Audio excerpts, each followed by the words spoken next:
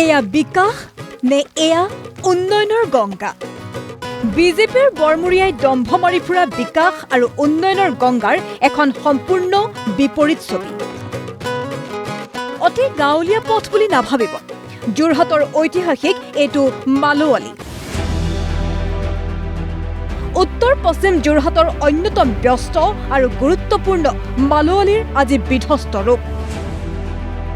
শাসকীয় দলৰ যে উন্নয়ন কেৱল মাত্ৰ নিৰ্বাচনী ইস্তাহাৰতে সীমাবদ্ধ তাকে প্ৰমাণ কৰিছে নৱগঠিত তিয় সমষ্টিৰ এই মালোৱালি পথটোৱে আচলতে পথ নে পুখুৰী চিনাটো টান তথাপিও এশখন গাঁৱৰ সংযোগী এই পথটোৱে কিন্তু যথেষ্ট জলাকলা খুৱাইছে ৰাইজক এতিয়া নিৰ্বাচনলৈ কেৱল মাত্ৰ 4 দিন থকা অৱস্থাত ৰাইজৰ মনত প্ৰশ্ন উত্থাপন হৈছে যে শাসকীয় দলৰ প্ৰাৰ্থীক বিমূৰত পেলাব নেকি এই বিধ্বস্ত পথটোৱে হয় পূৰ্বৰ ডেৰগাঁও আৰু বৰ্তমানৰ তিয়ক সমষ্টিত অন্তৰ্ভুক্ত এই পথ দুয়োটা সমষ্টিৰ বিধায়ক আছিল মিত্ৰ দলৰে কাষতে আছিল বিজেপিৰ বিধায়ক হিতেন্দ্ৰনাথ গোস্বামীও কিন্তু প্ৰায় 100খন গাঁৱৰ ৰাইজৰ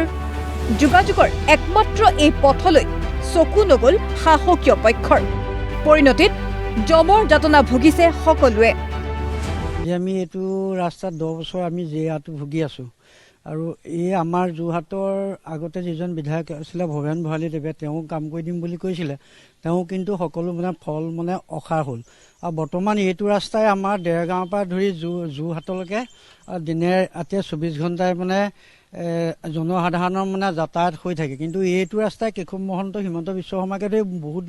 ব্যক্তি অহা যোৱা কৰি আছে কিন্তু আজিলৈকে এই ৰাস্তাটো আমি উন্নতি হোৱা পৰিলক্ষিত হোৱা নাই বছৰ ধৰি আমাৰ যিজন আমাৰ ইয়াত মুৰব্বী আছিলে তেওঁ একো নকৰিলে এতিয়া কিমানখন গাঁৱৰ ল'ৰা ছোৱালীখিনি যেতিয়া স্কুললৈ যায় আপোনালোকে দেখি খুব দুখ লাগিব ল'ৰা ছোৱালীখিনি যোৱাৰ সময়ত কাৰণ তেওঁলোকে বোকা পানী খুঁটি যাবই দি নোৱাৰে আৰু এইটো অৱস্থাত এইখন চৰকাৰে এনেকুৱাকৈ এটা অৱস্থা কৰি থৈছে আমি নিজে ভাবিছোঁ আমাৰ নিচিনাকৈ মালোৱালি উন্নত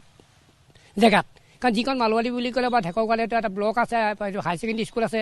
এনেকুৱা নহয় এইটো গোটেই এৰিয়াটো নামদেৱ বৰাখলৈ সকলো ৰাইজে অহা যোৱা কৰে আৰু তেনেকুৱা ক্ষেত্ৰত কিয় তেওঁলোকে এনেকৈ থৈছে আমি নিজে ভাবি পাওঁ আমাৰ ওপৰত কিবা তেওঁলোকৰ শত্ৰু ভাবি আছে নি মালোৱালি মানুহখিনিৰ ওপৰত তেওঁলোকে তেনেকুৱা এটা যেন লাগিছে কাৰণ এই মানুহখিনি কিয় এনেকুৱা অৱস্থা কৰি ৰাখিব লাগে আজিৰ দিনটোত বছৰ বছৰ ধৰি নেতাৰ আহৰি নোলাল পথটো যাতায়াতৰ বাবে সুচল কৰিবলৈ অথচ এতিয়া এই পথেৰে ভোট বিচাৰি দৌৰিছে নেতা পালি নেতাই এনে অৱস্থাত ক্ষোভ বৃদ্ধি হৈছে জনতাৰ আৰু বিকাশ আৰু উন্নয়ন যে কেৱল শ্লোগানতে সীমাবদ্ধ তাকেই প্ৰমাণ কৰিছে এই বিধ্বস্ত পথে